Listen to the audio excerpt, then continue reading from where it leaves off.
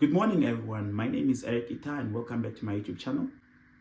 So yesterday I took a trip to a national monument in the heart of Outapi, northern Namibia. The national monument is called the Outapi Heritage Center. The center is home to the infamous baobab tree that holds a major historical part of the Ambalantu people, a sub-clan of the Awambo people. Now, in another segment, I'll dwell more into the history of the Ambalantu people, but today I want to show you how this humongous baobab tree gains its history and reputation over the years. And I also want to show you why it's important for the people of this town.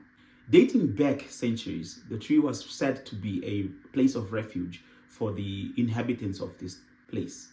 A lot of the Awambo people, sub-clans and sub-tribes, were at war. These sub-clan wars mostly ensued because these sub-tribes were in pursuit of domination. These wars were about pillaging villages, raping and enslaving the weaker clans.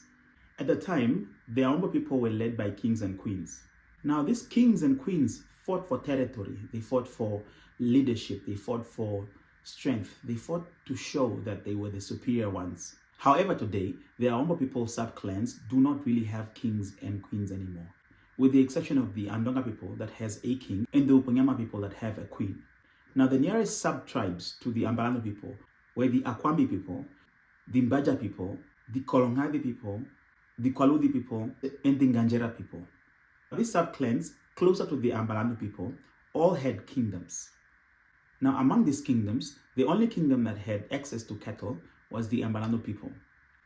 This somewhat made the Ambalantu kingdom very vulnerable to pillage.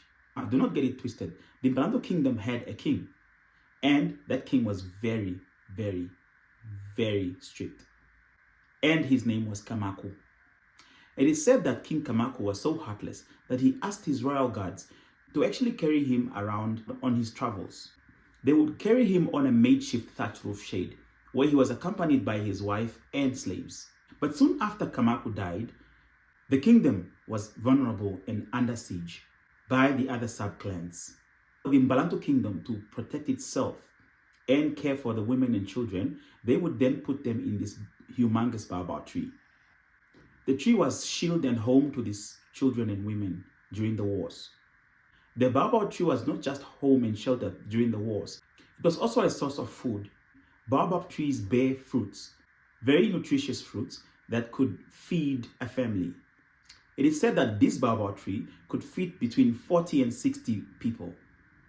Now, over the years, the baobab tree has seen a lot, and I mean a lot, because the baobab tree was then later turned into a church, which was then later turned into a prison ward, and then afterwards it was turned into a post office.